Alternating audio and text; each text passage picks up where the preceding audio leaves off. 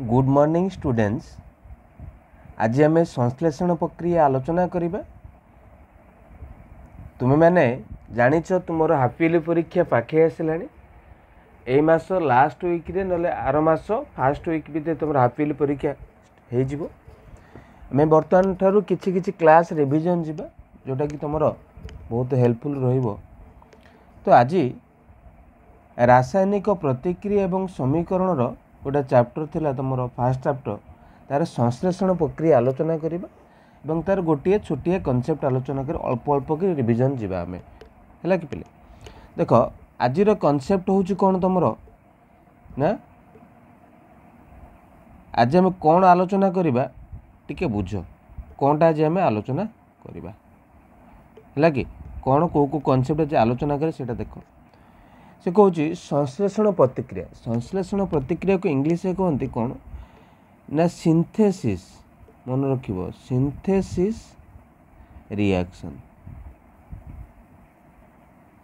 Synthesis reaction ता माने होची कौन एकाठी करिबा। सिंथेसिस माने टू कंबाइन बा एकाठी करिबा रिएक्शन करे प्रतिक्रिया बा प्रतिक्रिया एटा हवा था प्रतिक्रिया हवा था बुझि परछो।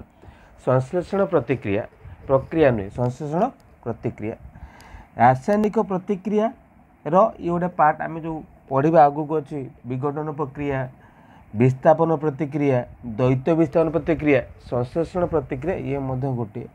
संश्लेषण प्रतिक्रिया के एकाठी हवा अर्थात पिले सी देख मन कर ये ए गोटे है कौन ए गोटे पदार्थ बी गोटे पदार्थ एटा एकाठी हो कौन हो ना ए बी जदि तैयारी होउथिबो बुझिपारछ दुई बा एकाधिक डेफिनेशन कहले दुई बा एकाधिक पदार्थ संयुक्त होई गोटिए पदार्थ रे परिणत होतले से प्रक्रिया को बा से प्रतिक्रिया को संश्लेषण प्रतिक्रिया कहा जायते।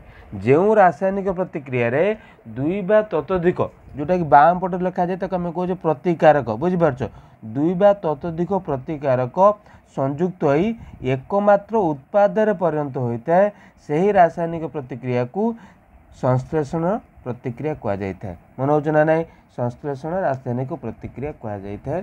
गोटे एग्जांपल आम देखा यहाँ बुझीपार पिले गोटे एग्जांपल को आस कौन कही ना जो रासायनिक प्रतिक्रिया रे दुई बा ततोधिक प्रतिकारक देखिपार दुई बा दुई किंबा दुई रु अधिक प्रतिकारक संयुक्त होई एकमात्र उत्पाद रे परिणत हुए बुझीपार ना नहीं।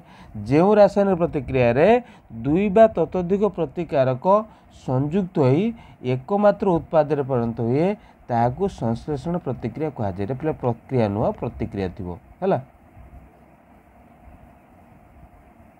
बुझीपार टाइपिंग मिस्टेक है प्रतिक्रिया कहा जाए। तो एग्जांपल देखिबा कौन ना कली चून जार रासायनिक नाम हूँ कैल्शियम ऑक्साइड।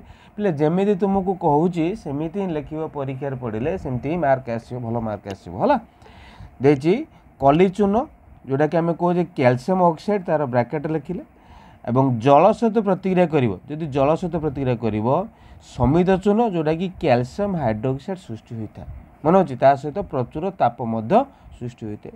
देखिए कैल्शियम ऑक्साइड देखिए ना कैल्शियम ऑक्साइड CaO जे कि कठिन अवस्था थाए कली चून आम कहे जदि जल जल तो आम जाने तरल अवस्था थाए बोली तो पानी सहित दे मिसेबा से कौन कर प्रचुर तापमात्रा सृष्टि होगा सहित है कि कौन हम ना कैल्शियम हाइड्रोक्साइड सृष्टि होता है मन अच्छे ना कैल्शियम हाइड्रोक्साइड सृष्टि होता है। एबे देखिबा पिले कैल्शियम हाइड्रोक्साइड बा समित चूनर गोटे व्यवहार कौ जगार समित चून व्यवहार करा जाए मन रखिबो। समित चून को व्यवहार करा जाए केमिति ना उत्पन्न समित चून जोटा कि पढ़ले कौन समित चून संकेत पढ़ले कौन ना CaOH2 नहीं ये पढ़ले नहीं पहले CaOH2 पाइगले जार ना हूँ समित चून बा कैल्शियम हाइड्रोक्साइड है। द्रवण को कांथ धौलिबाई कांथरे धला रंग देवाई व्यवहार करा जाए है कहीं ना कैल्शियम हाइड्रोक्साइड जोटा कि पढ़ुचे समित चून वायु थिबा कार्बन डाइऑक्साइड कहले अंगारकाम्ल मन हो ना नहीं कार्बन डाइऑक्साइड कहले अंगारकाम्ल देख एटा समित चून वायु थिबा अंगारकाम्ल सहित धीरे धीरे प्रतिक्रिया करिवो हैला कि करी कांथ उपरे कैल्शियम कार्बोनेट देखिए कैल्शियम कार्बोनेट है कि एक पतला आस्तरण सृष्टि करता है बुझीपार ना धीरे धीरे प्रतिक्रिया करता है कि बुझीपार ना धीरे धीरे प्रतिक्रिया करी कैल्शियम कार्बोनेट पतला आस्तरण सृष्टि करता है चून पानी लगेबार 2-3 दिन पर माने जो धीरे धीरे प्रतिक्रिया समाप्त केबे होता है केदिन लगी आम कहवा ना 2-3 दिन लगी जाए संपूर्ण प्रतिक्रिया घटी है कि कांथरे कैल्शियम कार्बोनेट सृष्टि होगापाई माने कैल्शियम कार्बोनेट ही उज्जवल धला रंग प्रदान करें है बुझीपार ना ना कांथ को धबल उज्जवलता प्रदान करें किए ना कैल्शियम कार्बोनेट किंतु एटा नुह एटा कैल्शियम हाइड्रोक्साइड जितेबाला लगौचे कांथरे है से कौन कर